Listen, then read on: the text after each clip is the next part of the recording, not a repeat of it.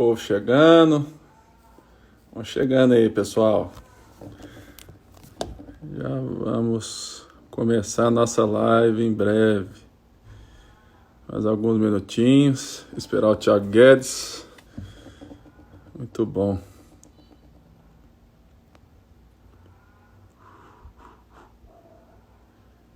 Glória a Deus. Galerinha entrando. Fala, Matheus.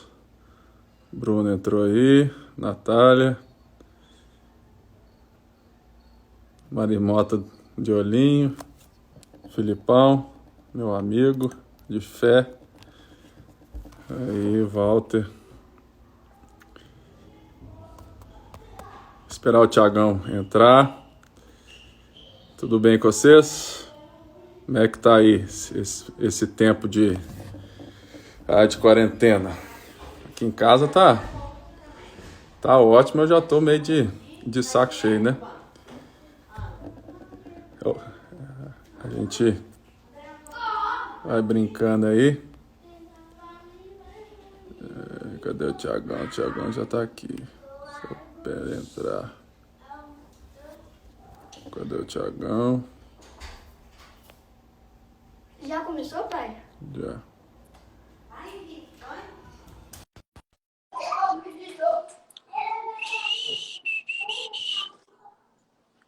Ô, Thiagão. E aí, Pipão? Beleza, mano? Vamos que vamos. Até que enfim, oi. Até que enfim, a nós na live, galera. Ai, ai. Primeira live da minha vida. Morrendo de medo aqui. Eu tô nervoso. Você tá nervoso? Eu tô nervoso. Não faz parte aí. E aí? Como é que tá esse tempo aí de Covid-19 para você? O que você tem pensado? Para a gente entrar aqui um pouquinho na Páscoa, em João.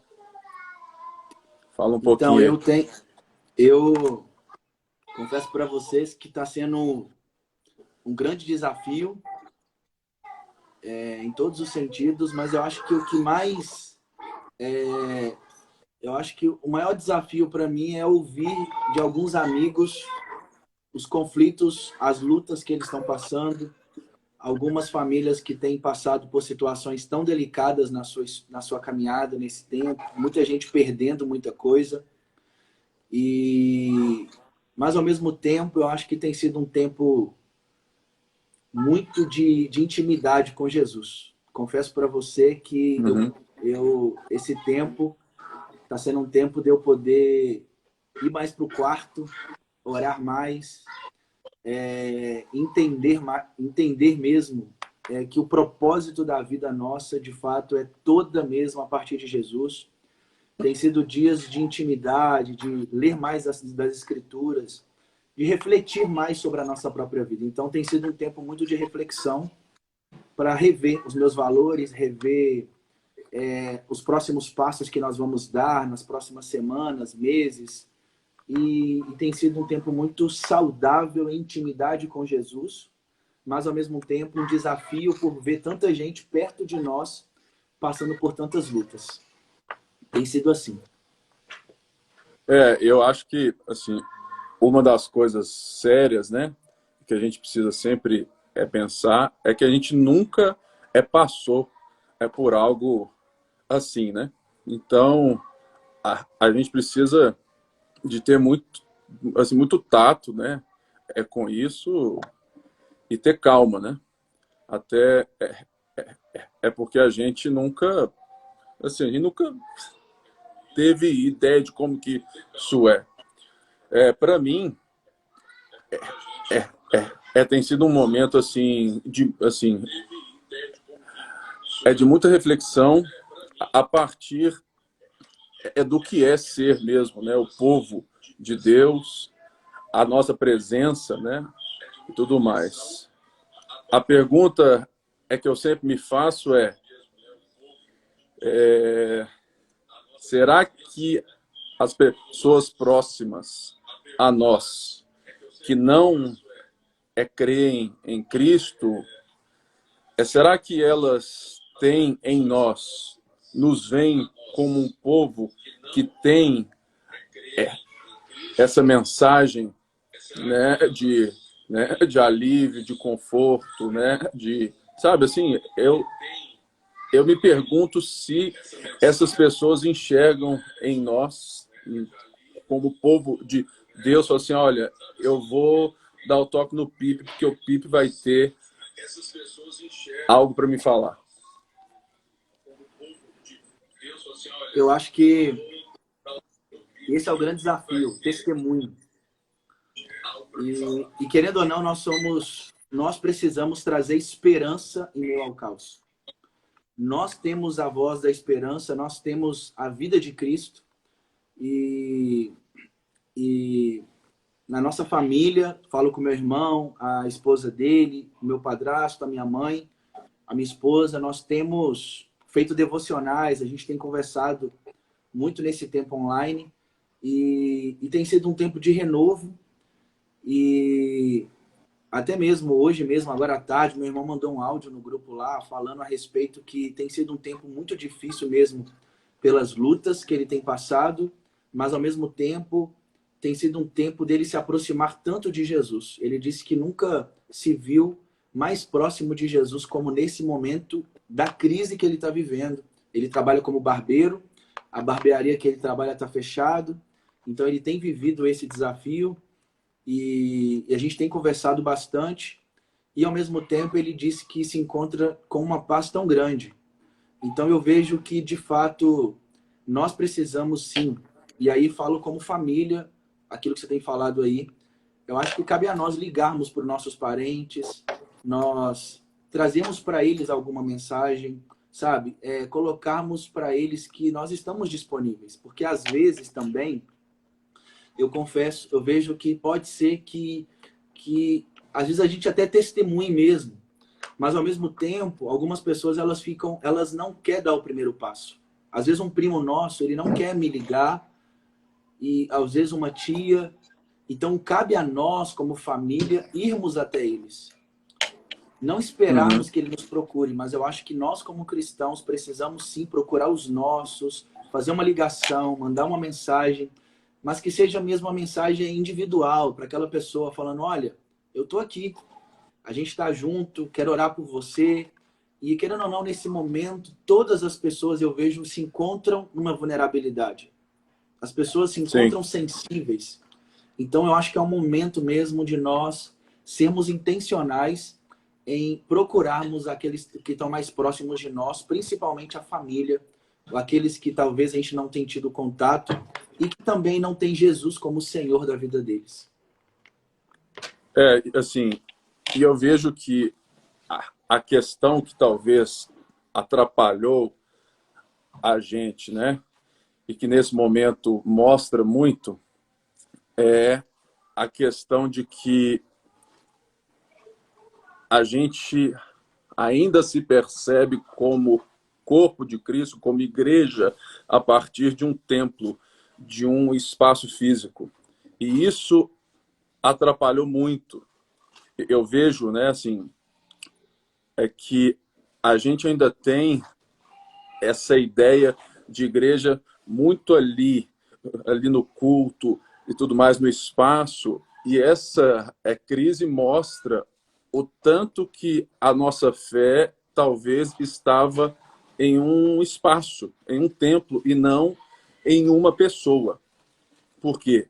O cristianismo é um relacionamento essencial, íntimo, com uma pessoa. Nós não estamos aqui para dizer ou falar algo que é assim, falar assim, eu penso isso sobre a vida. Não. Até mesmo entrando em João, o que nós vamos ver assim sempre em Jesus é que todas as coisas devem ser apontadas e estão sendo feitas justamente tudo aquilo que ele faz. Ele aponta para o Pai, porque ele faz aquilo que o Pai quer fazer, aquilo que o Pai ama fazer, aquilo que o Pai está fazendo, mas quando chega aqui, já após os 3 anos, a ceia de quinta-feira, hoje, e quando chega João, que é a parte que a gente está lendo em casa, e os próprios dele o perguntam: Senhor, mostra-nos o caminho, Senhor, mostra-nos o Pai. O texto é tão lindo que, no verso 8 de João, aqui no capítulo 14, nós vamos ver que ele pergunta: Senhor, mostra-nos o Pai, e isso nos basta. Algo que é lindo aqui é que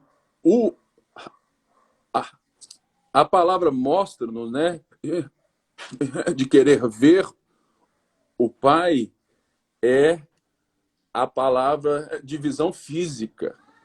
Eles pedem, ou ele pede, que Jesus mostre o Pai de forma física. Assim, eu quero ver com os meus olhos o Pai. E Jesus vem e responde: olha, eu já estou há tanto tempo junto e você ainda não sabe quem é o Pai? Quem vê a mim, vê o Pai. Nesse sentido, a palavra grega é diferente. É ver com entendimento. Ou É isso seja, aí. o cristianismo é uma fé relacional que tem a centralidade em uma pessoa. Se eu não tenho um encontro pessoal, eu posso ter muita informação sobre Deus e não ter Deus. Por quê?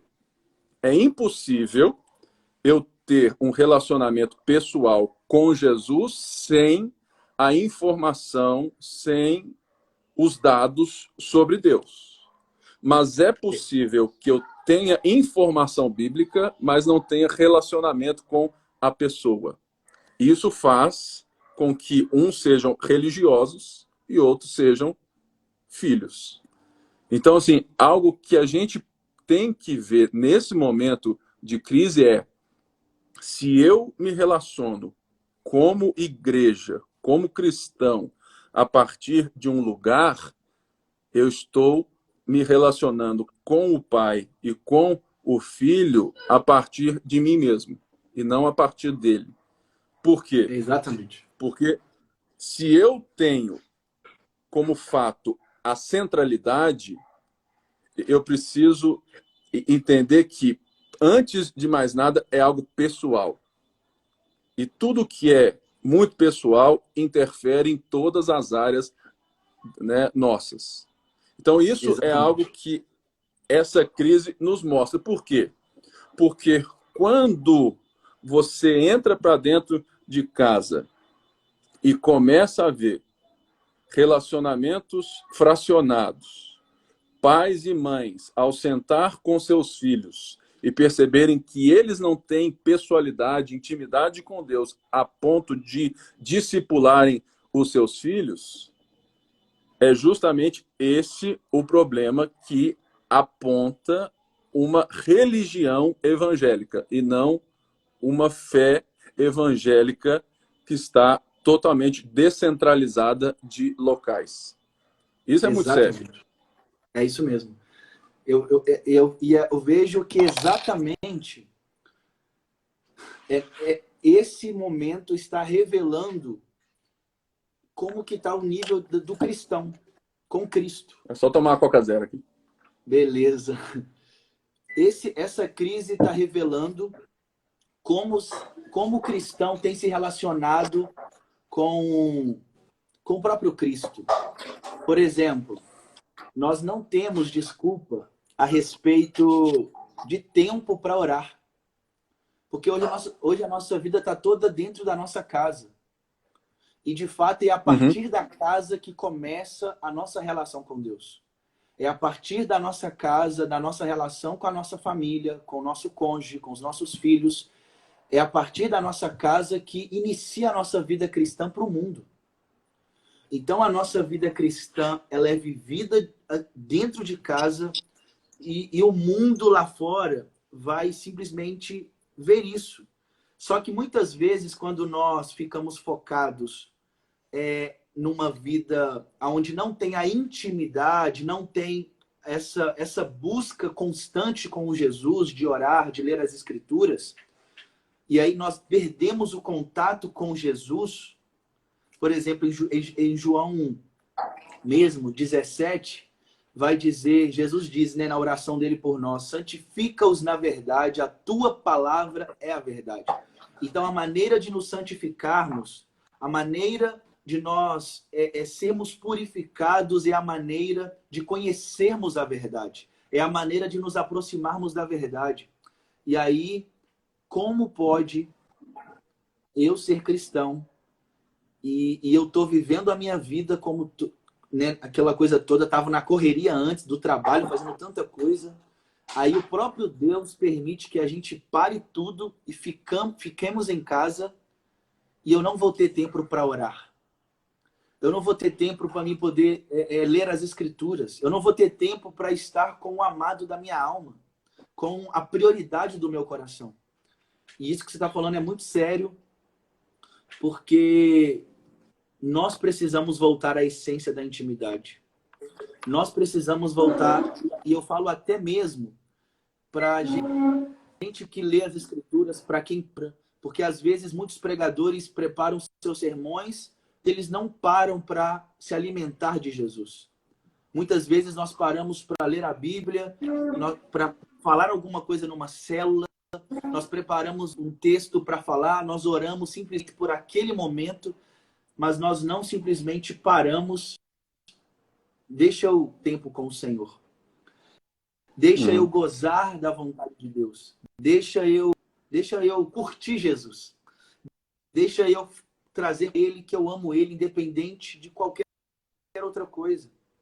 E nós precisamos voltar à intimidade. E a Páscoa, né, que a gente vai trabalhar isso agora à noite, ela traz para nós um significado forte, porque a substituição da Páscoa, esse Jesus, alimento da Páscoa, sobre a ceia.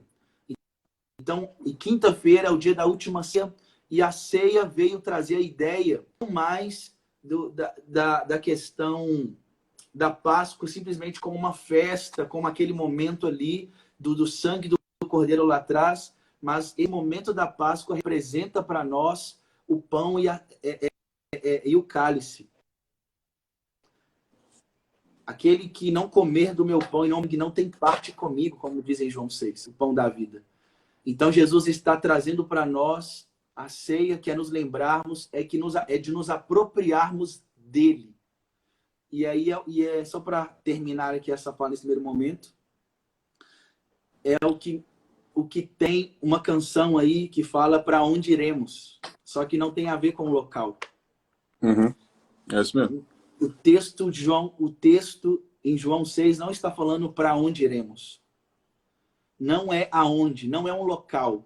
Por isso que não tem a ver simplesmente com uma congregação, um local físico, mas é a quem iremos. Quem iremos? A pergunta não é a quem iremos. E Pedro, é isso que ele questiona. A quem iremos se só tu tens as palavras de vida eterna? E nós precisamos voltar os nossos olhos para o amado. Nós precisamos nossos olhos para a centralidade de Jesus. A ponto que Jesus, somente Ele, seja prioridade no nosso... Pode falar, Pipe. É verdade. E uma das coisas que a gente precisa ver, até mesmo lendo aqui esse discurso, né, de Jesus na ceia, a gente vai ver que a questão também está em que todo relacionamento gera um problema. Nós estamos vendo muitos problemas porque nós estamos em casa, nos relacionando 24 horas e talvez, de fato, sabendo com quem nós estamos perto. Por quê? Porque quando eu digo que eu conheço a Deus, eu estou é dizendo que eu estou perto. E como ele é a luz dos homens, quanto mais próximo de Jesus e quanto mais perto e semelhante a Jesus eu me torno, mais luz eu tenho, ou mais luz reflete sobre mim. E então, a partir disso, mais coisas eu vejo. O problema é que a questão que a gente tem, o Tiagão saiu aqui, daqui a pouco ele volta. A questão é que muita gente quer e diz sobre esse Jesus, mas quando chega na questão de ser confrontado pela intimidade com Jesus, ao perder o controle da vida, aí que a coisa fica estranha. Por quê?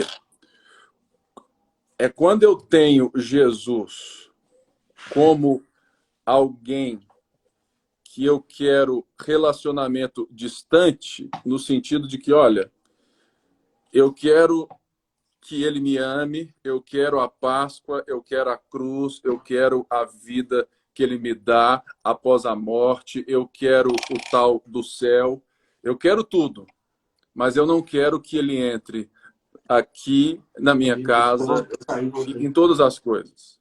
Por isso, eu vejo que a grande questão que nós estamos vivendo e que a fé em Jesus deve afetar a nossa vida é esse problema do relacionamento íntimo.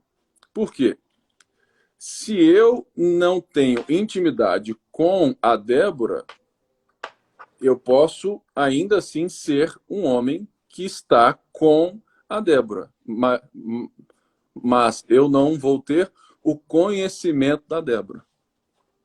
Então, é muito importante isso quando nós formos entender o papel, né, de formação cristã de uma igreja institucionalizada. Porque se ela apenas me garante as benesses desse Deus, ela não está me formando para que eu tenha um encontro transformador com Deus. Mas ela apenas está dizendo que Deus me ama de qualquer jeito e ele me aceita de qualquer jeito. Logo, eu acho que Jesus pode ser adorado de qualquer jeito. E Jesus está dizendo que não. Se você não me adora do meu jeito, você não me ama. Por quê?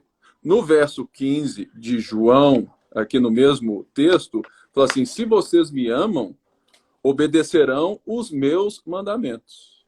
O nosso problema é que a gente quer viver para Jesus do nosso jeito. Aí que a gente vê a lacuna que existe, né, assim, na nossa vida, quando eu preciso, como homem, como pai, como esposo, dar sequência ao relacionamento com Deus no coletivo dentro de casa. Por quê? Porque muita gente está vivendo a fé a partir, né, assim, de outras pessoas e não a partir do seu encontro que desemboca no coletivo. A fé é coletiva, mas ela parte de vários encontros que são íntimos e que desabrocham e que nos dão o potencial de...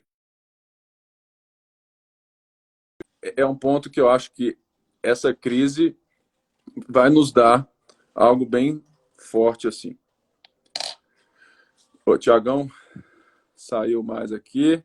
Aí, ó. Tá a turma aí. Deixa eu ver se ele volta aqui. Espera aí. Gente, eu vou ler aqui algumas coisinhas.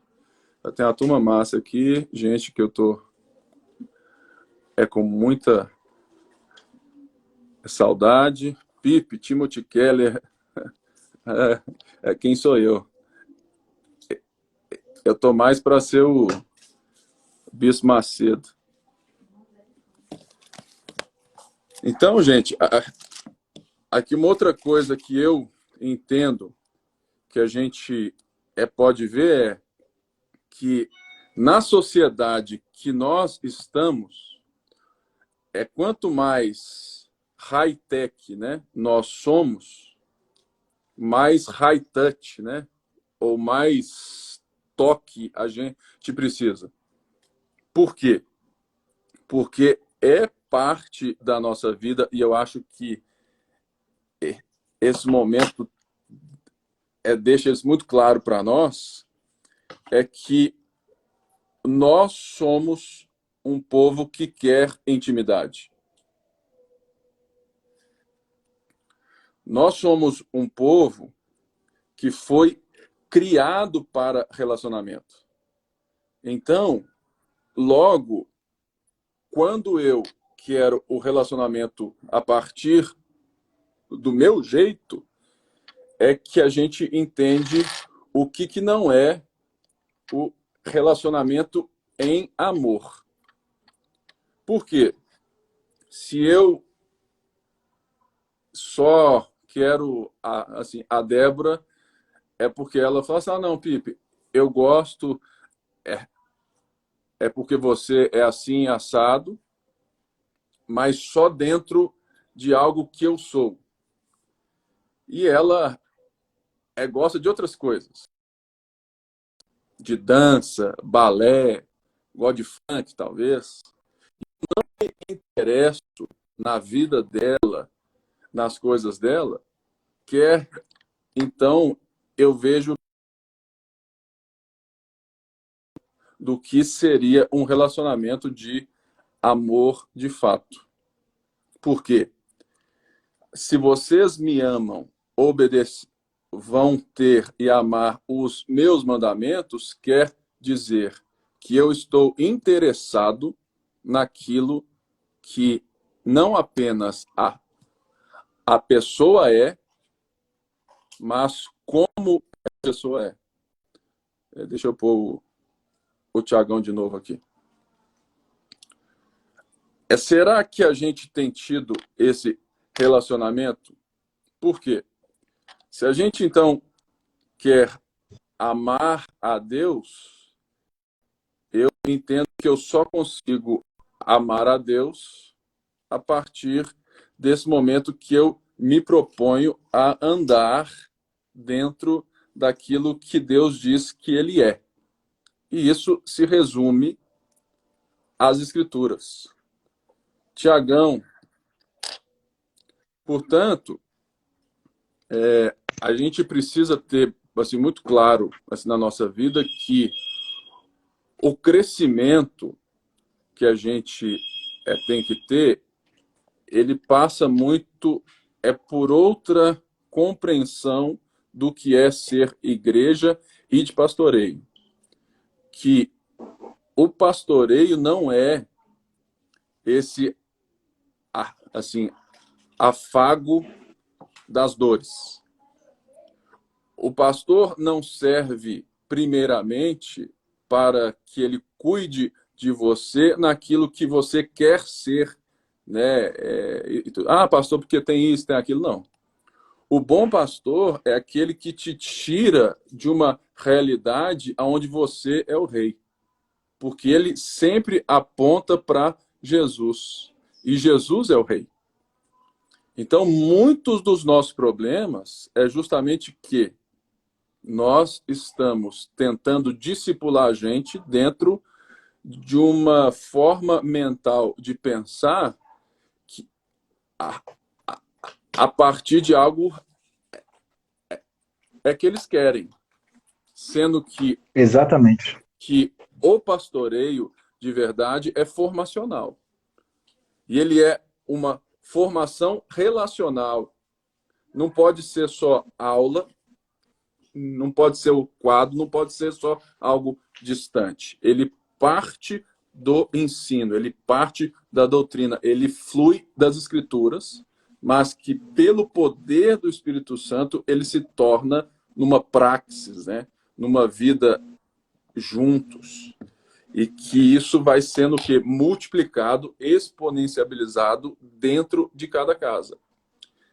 Eu vejo, estou muito certo disso, que após essa crise, a gente vai ter que investir muito mais em sermos pastores que formam muito mais as pessoas para que elas se deem conta e vivam a vida delas com Deus. Esse livro é ótimo, muito bom mesmo, do que a gente meio que promover esses encontros e eventos em um local. Ele fala um pouquinho, Thiago. Beleza. Caiu aqui, mas voltei. Olha só. E tudo que você está falando, eu acho que é um ponto muito importante da gente ressaltar aqui. Os pais de família, eles estão tendo que assumir o papel de pastoreio nas suas casas. Os pais de família estão tendo que liderar o discipulado nas suas próprias casas, no sentido de poder cumprir esse papel do culto doméstico, né? Nós temos feito na nossa igreja local aqui o Atos em Família. Então é a responsabilidade do líder da casa poder fazer com que o Atos em Família, estudar o texto, parar para orar, para poder buscar a Deus juntos, isso é uma responsabilidade do líder da casa. E eu vejo que nesse momento de crise está sendo um momento da gente poder reavaliar, e é isso que você está falando. O discípulo é o aluno e o discipulador é o mestre. Então, essa ideia é que nós precisamos de fato investir para que os líderes, para que os pais, para que as referências, para que os homens e mulheres na igreja local, eles não apenas possam estar ali com a mentalidade de ser apenas a ideia do discípulo mesmo, mas nós precisamos gerar neles a paixão de querer ensinar primeiramente os da sua casa. Os puritanos, eles resgataram isso depois da reforma. Então os reformadores vieram, trouxeram a beleza de volta das escrituras, as 5 solas, e trouxeram um avivamento a respeito de voltarmos à beleza das escrituras em tudo. Tudo a partir das escrituras, a autoridade das escrituras. Mas algo nos chama a atenção. Quando veio o movimento dos puritanos, os puritanos eles começaram a investir muito e pesado. E tem até alguns materiais a respeito dos cultos domésticos que os puritanos realizavam. E isso era algo muito forte. E até mesmo no Antigo Testamento, né, a ideia ali de Êxodo capítulo 6, que é a proposta do discipulado ali, de a gente poder ouvir o próprio Deus e passarmos para os nossos filhos. No Antigo Testamento, o povo de Israel não tinha escola, não tinha os modelos que nós temos hoje a respeito de, não, as outras pessoas vão ensinar isso. Não, quem ensinava tudo para os seus filhos eram os pais. E nós precisamos resgatar muito, investir. Pena que nós... Algo interessante para a gente pensar. Imagina se nós, como igreja, tivéssemos preparado, nos últimos 2 anos, por exemplo, os homens ou as lideranças das suas casas para investirem, ensinar eles a liderarem cultos domésticos, a discipularem os seus filhos, a discipularem a sua casa. Por que eu estou falando isso? Porque isso foi perdido e os puritanos resgataram isso no momento e nós precisamos voltar a essa essência novamente. A gente sabe que existem famílias que fazem isso regularmente, mas a maioria das famílias não tem o costume, ou não tinha o costume de poder fazer os cultos domésticos. E nós precisamos investir. para que as nossas lideranças, principalmente os homens, os líderes das casas, eles assumam o papel pastoral. E quando eu falo pastoral, não como pastor mesmo, mas eu falo no aspecto de ser um líder ali, de poder ensinar os valores do evangelho para sua casa. E aí vale a gente ressaltar, Tiagão, que quando a gente cita o papel do homem, nós não estamos aqui dizendo que ele é o sacerdote, assim, só ele, né, em casa, né? É que todos somos. Não, Mas exatamente. ao marido, ao pai, existe esse papel de entrega, né? Esse papel, né, ali de viver, né, é dessa maneira. Mas isso não excusa, né, a família. Os pais devem estar juntos nessa história. Mas eu vou falar algo aqui que é fato. As mulheres estão anos-luz espiritualmente à frente dos homens. E sendo que a gente percebe que muitos homens lhes faltam o básico. Falta o quê? Falta humildade. Porque só quem é maduro é capaz de ver que precisa aprender constantemente. Eu mesmo, eu tenho, assim, muita coisa assim que eu olho assim e falo, cara, se o cara não lê nem a Bíblia, ele não consegue, assim, né, assim, dar um passo para frente em Deus. Mas aí entra a grande solução. Falou assim, mas é muito difícil viver esse negócio. Não, irmãos, é impossível. Mas olha só o que Jesus disse aos discípulos no dia da ceia, hoje, na quinta-feira.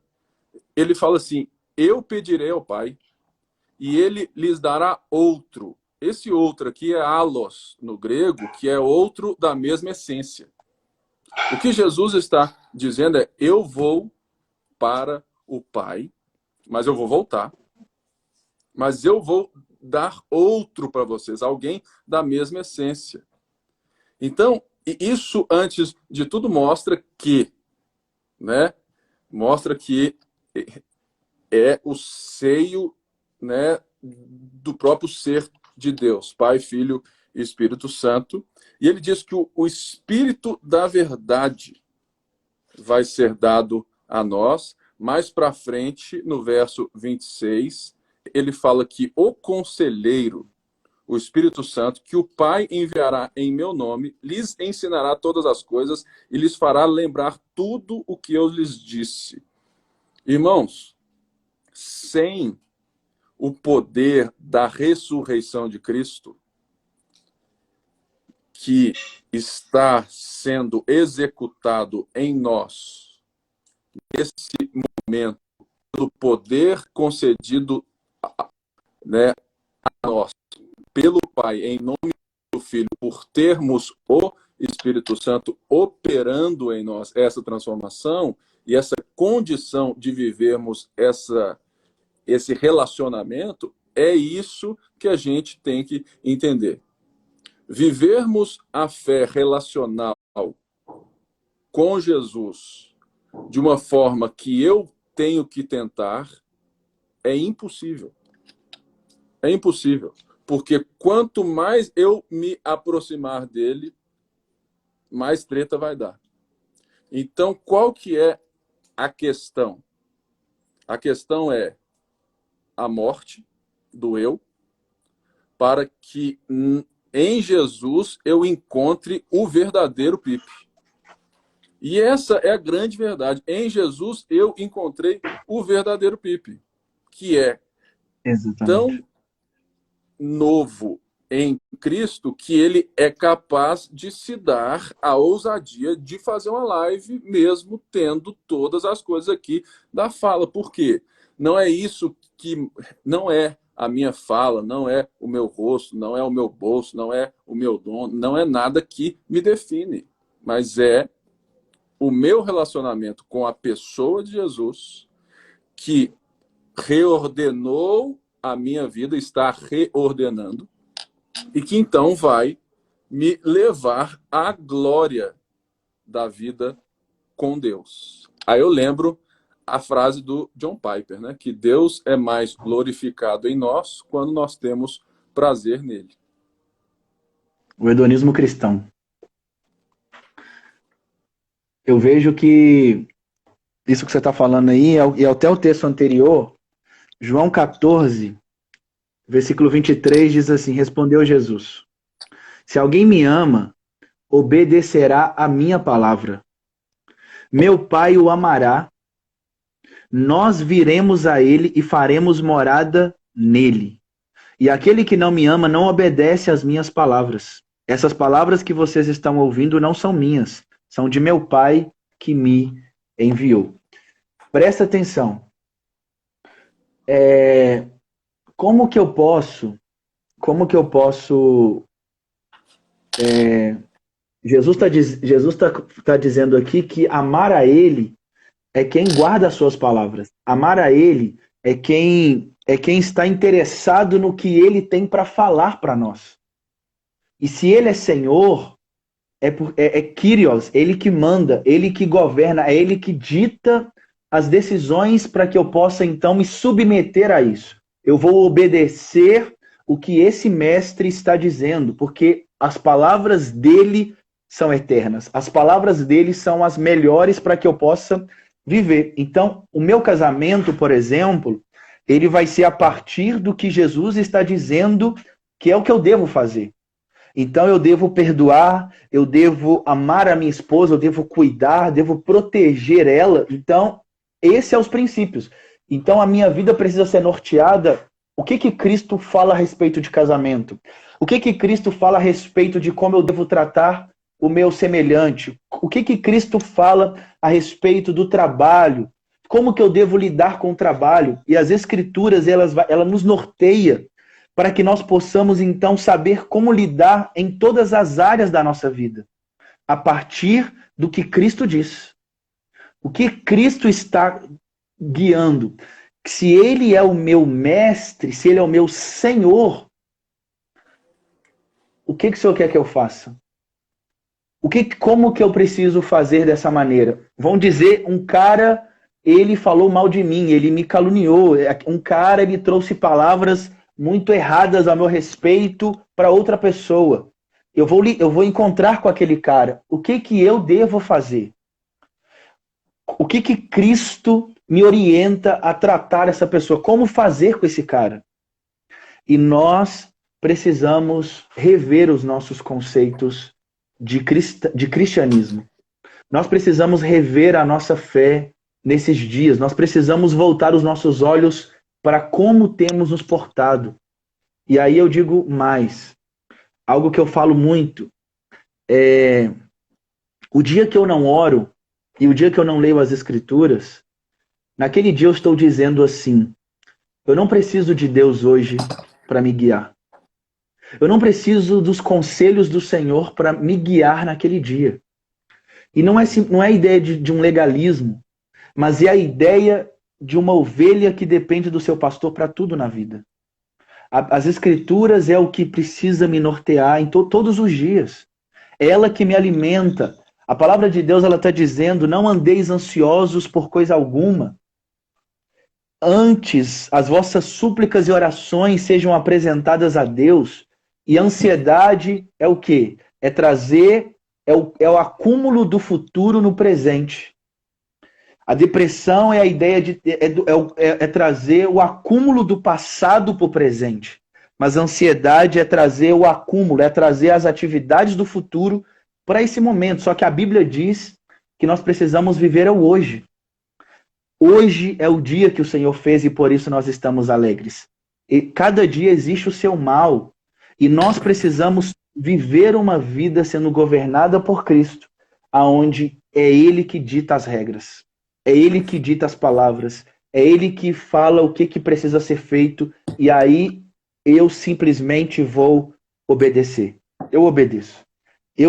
Senhor, eu tenho que obedecer. É isso que você está me pedindo para fazer? É o que eu tenho que fazer. E eu vou o quê? Morrer. Morrer.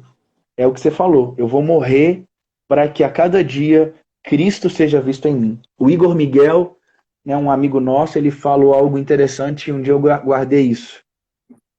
O Igor ele falou assim: no dia que vocês me verem passando na rua e vendo uma mulher, desejando aquela mulher com olhares ali, sabe, de desejo, no dia que você me vê xingando uma pessoa, tratando ela de uma maneira muito errada, xingando, falando palavrão, no dia que você me vê fazendo essas atitudes, esse sou eu, que ainda não foi morto na cruz.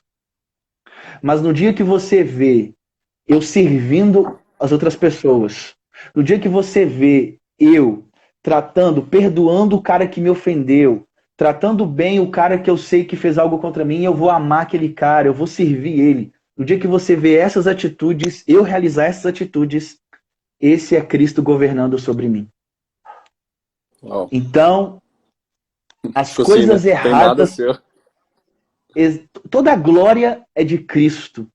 Tudo que eu realizo que lembra Cristo, tudo que eu realizo que é o que Cristo fez e me pediu para fazer, o mérito é dele. Então não existe mérito em nada em mim, porque eu apenas sou discípulo, eu apenas estou obedecendo, eu estou simplesmente fazendo o que ele me pediu para fazer. E o mérito é todo dele, a glória é toda dele. Então, que nós possamos a cada dia morrer para nós mesmos. Que o dia que eu estiver ali gritando com a minha esposa, ou não querer perdoar ela, ou ao mesmo tempo não querer liberar perdão para minha esposa, por exemplo, que está ali comigo todos os dias, esse é o Tiago que ainda está gritando, querendo governar a minha vida. Mas todos os dias que eu peço perdão, todos os dias que eu estou ali chegando e querendo cuidar da minha esposa, querendo servir ela, isso é Cristo governando sobre mim. E a glória é toda de Jesus. É isso. É verdade. E assim, a partir disso que você falou, é muito importante. Algumas pessoas têm perguntado para mim aonde está Deus, né? É nessa crise. Ontem mesmo, uma pessoa assim, até me falou que estava repensando, né, assim, se Deus de fato existe por causa disso tudo. Porque ele é uma pessoa boa, porque ele tudo mais. Aí eu parei e pensei e lembrei que a forma de Deus deixar as pessoas de exercer juízo sobre a vida delas, segundo Romanos e até mesmo outras partes bíblicas, é deixá-las viver da forma que elas querem. O que nós temos que entender que, sim, Deus, ele sempre atraiu um povo desobediente e ele sempre fez juízo sobre outros povos que haviam feito coisas, sim, mas isso tudo faz parte da graça. Ou seja, o fato de estarmos vivendo uma pandemia não quer dizer que seja um juízo de Deus na concepção de castigo, mas sim na concepção de graça. Ou seja, Deus está dizendo, eu ainda estou aqui, eu intervenho no mundo e eu estou chamando vocês para o arrependimento, porque vocês não têm o controle da história. E se eu deixar vocês viverem da forma que vocês querem, vocês vão achar que tem e vocês não têm. Então, assim, essa crise, ela não é Deus está vindo com sede de ferro, castigo, não. Deus está vindo com graça. A graça de fato, mostrar que nós somos totalmente vulneráveis. A graça de mostrarmos que Ele é quem tem a última palavra. E nos lembrar, em tempos de Páscoa, que somente a morte de Cristo que coloca a morte no chinelo. E a ressurreição Ele venceu a morte.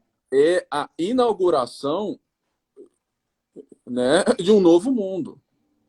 Porque aqui, até fecho a minha fala, que é o quê? Jesus não ressuscitou para nos dar ou para nos levar ao céu. Isso é uma ideia medíocre e dualista da vida. E isso é de Platão. O que a gente tem que entender é que a ressurreição é justamente a inauguração de um mundo que está sendo restaurado totalmente por Deus. E que Exatamente. a gente, por meio do Espírito Santo, tem agora o mesmo poder que ressuscitou a Jesus dentre os mortos, operando em nós, para que nós também possamos viver dessa maneira, fazendo um contraste social. Por isso, é medíocre vivermos igreja evangélica buscando os mesmos sonhos que os pagãos buscam. O nosso problema é que nós somos crentes que querem os mesmos sonhos que todo pagão quer. Que é uma casa, um carro e o resto na poupança. E ainda escolhe esposa, marido por feição física e não por feição espiritual. Essa crise pode ser crucial na maneira como nós vamos nos relacionar daqui para frente.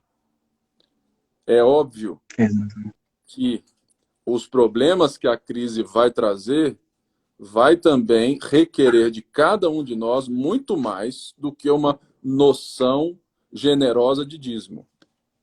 Porque nós vamos viver momentos que, se todo mundo der 10% achando que fez a sua parte, não será suficiente. Porque exatamente. eu acho, aí é chute do Pipe, eu acho que 50% ou mais do nosso povo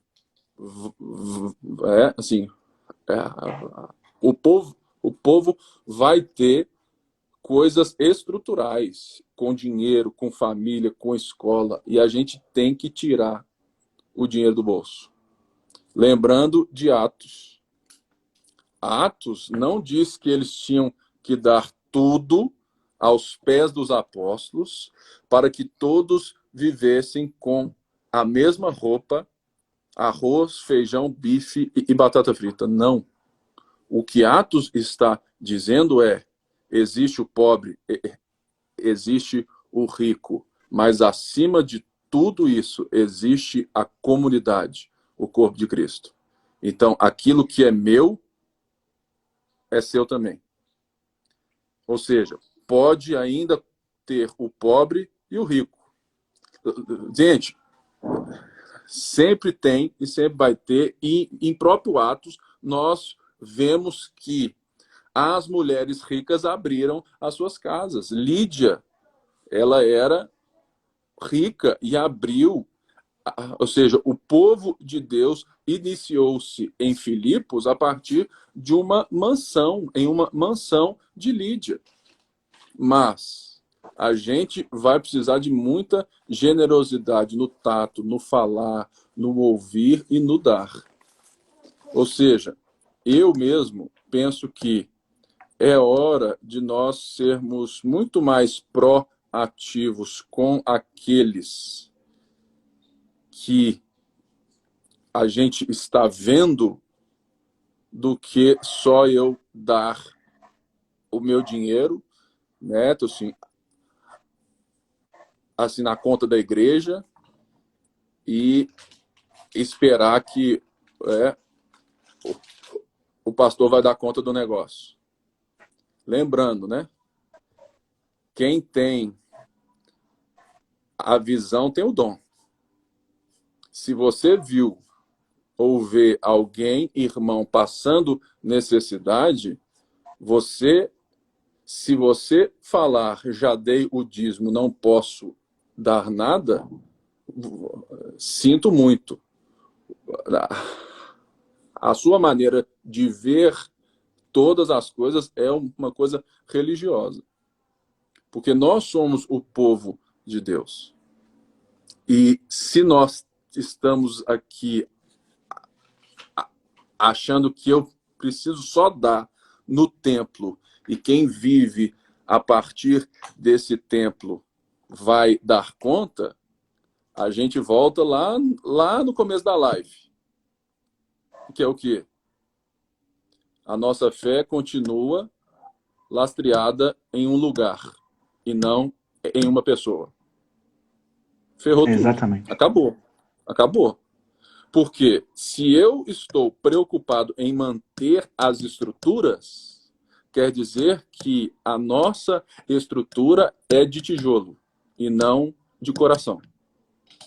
É por isso que quem anda junto aqui sabe da nossa ideia de igreja institucional mínima. É exatamente. Ou seja, a forma que a gente constrói estrutura vai ficar claro agora se as estruturas se tornaram aquilo que o povo de Deus paga o tempo todo e não algo que é investido nas pessoas. E a gente, fala mais sobre isso. todos nós, irmãos, todos nós estamos presos nisso, todos nós. E nós vamos ter que rever, porque Deus está de fato gritando, como disse o nosso, né, acho que foi na terça-feira, né,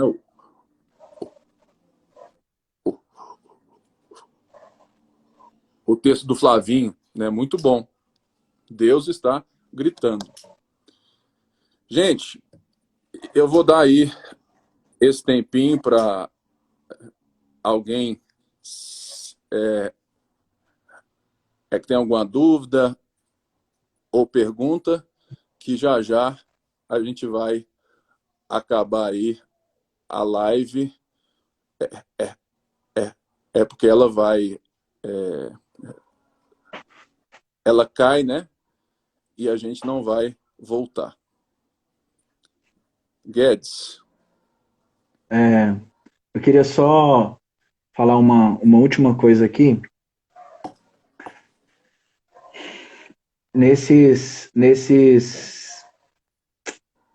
Há uns dias atrás, eu acordei de madrugada e comecei a chorar muito. Muito, muito. E dentro desse choro me veio o texto de Isaías, e entra num ponto que você falou aí.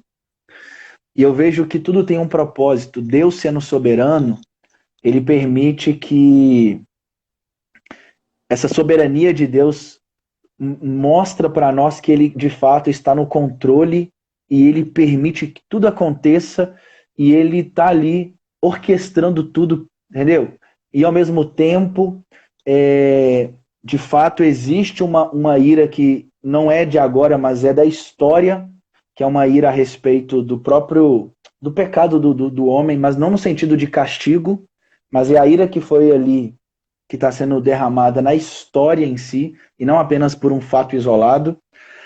E aí, Isaías 55, versículo 6, o texto diz assim: busquem o Senhor enquanto é possível achá-lo.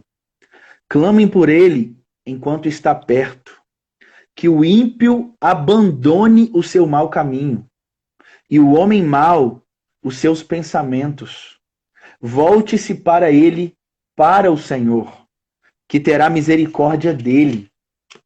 Volte-se para o nosso Deus, pois ele dá de bom grado o seu perdão. Pois os meus pensamentos não são os pensamentos de vocês,